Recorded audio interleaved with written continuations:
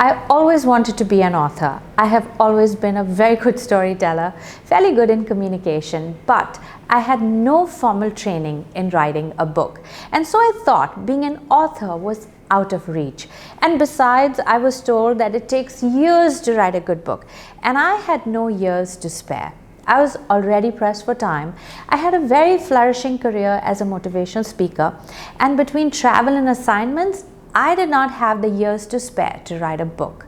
In 2009, I wrote my first book, I Am Another You, and it went on to become the #1 bestseller, and it went on to win multiple international awards. It has been translated in several regional and foreign languages, and I still have no formal education in writing, and I wrote that book in 5 days. In this series, I'm going to tell you how to write that book you have always been meaning to write it well, and to write it in about a week.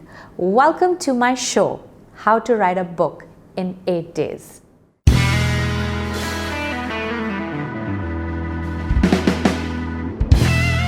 In this video, I'm going to prepare you to get ready for the journey of writing your book, and when there, you can either get started right away or earmark this video for the future so you can come back to it for reference later and write your book. So I'm going to be honest with you. It is not important to have a degree in literature to become an author, although some formal education is always a plus point. But you need to have a flair for expression. You need to have deep interest in people, and you have to be that absent-minded kid who is lost in different worlds of his imagination. And if you have some experience in writing blogs, articles, short stories, then you might just be ready to pen down your first book.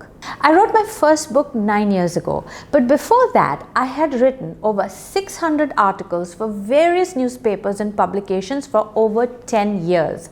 Now that's a lot of writing. And let me make a small mention, I never got paid a single rupee for any of these articles.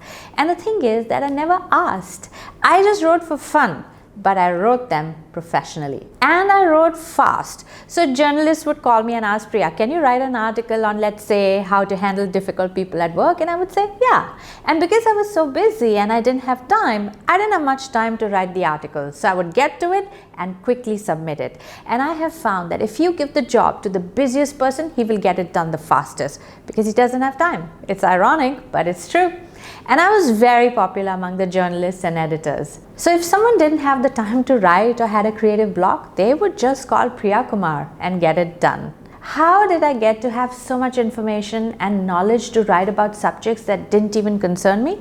Well, let me tell you, that is the realm of an author. We will write about love, and we will write about revenge, we will write about life, and we will write about death, and we will write about passion, and then we will write about murder without having lived through them all. That is the realm of the writer, where you give her a character, you give her a situation, and she will make a best-selling story or context out of it. And to be honest, all my life, I have been the greatest and the most voracious reader that I know. And as a child, I would read and read and read. I would often be punished in school for stealing books from the library. Well, I wasn't stealing, I was borrowing. But the thing was, they would only lend us 1 book at a time. And I wanted to read 5. I would sometimes read 2 books a day. And over the weekends, I would fight with my parents to stay at home and not go out on our Sunday outings so I could read. Reading stirs your imagination. Reading allows you perspective. You don't always have to agree with the author, and it allows you strong opinions and convictions when you find reasons not to agree. And you have no one to argue with, but you're still forming your own convictions. Reading strengthened my imagination.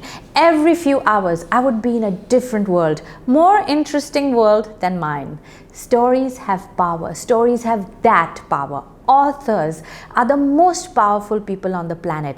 They get into your mind, they make home in your heart, they shape your thoughts, they design your decisions. Oh, it's an amazing position. And as a reader, when you find in your hands that powerful story, oh, your life will never be the same again. You want to be the best author in the world? Become the best reader ever. You will have the practice of converting words into thoughts and imagination. And then as a writer, you will be good at converting thoughts and imagination into words. So how do you get started? Read. Read a lot. Read aloud. Read. It's an exercise for your imagination. It gives you practice of putting your thoughts in alignment. It gives you practice of orderly thinking, of building sequential events, of logical progression of events. And these are great qualities to have even if you don't want to be a writer. Look at any legendary person, someone you deeply admire. They are readers. Heck no, they are voracious readers. Reading as a habit brings clarity. It brings sanity. And then write a lot. Write articles, write blogs. Even if no one is paying you, who is stopping you from writing an article or a blog every day? And don't tell me you don't have ideas what to write about. That statement does not suit an author. Write about anything. Write about everything. And with every article, improve. Learn new words, write better sentences, express more elaborate, and then make your expressions tighter and shorter. Write a lot. And you will be preparing, reaching that place where that one last article, that one last sign off will set you free into the journey of becoming a best-selling author.